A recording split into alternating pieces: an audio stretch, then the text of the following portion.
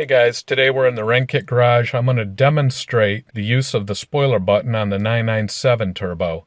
This happens to be a 2011 997 Turbo S. It's the same as the 997.1 turbo, no difference in the operation. Down here is the spoiler button right here. You can see no orange LED on it. So now I'm going to put the key in and we'll run the spoiler up. So now turn the car to on. You can see there are a lot of caution lights, but we have the display showing no errors. So now I'm going to run the wing up. So we go over here and we just tap the button.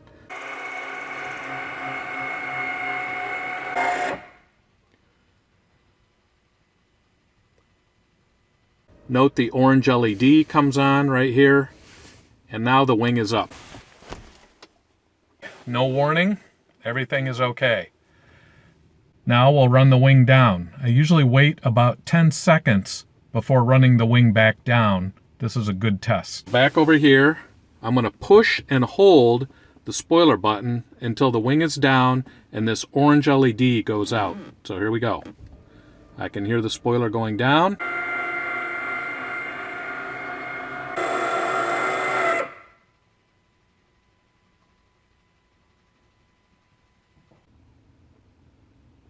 Now the orange LED is out, so I can let go of the button. And as you can see, no warnings, no problems about the spoiler on the dash cluster display.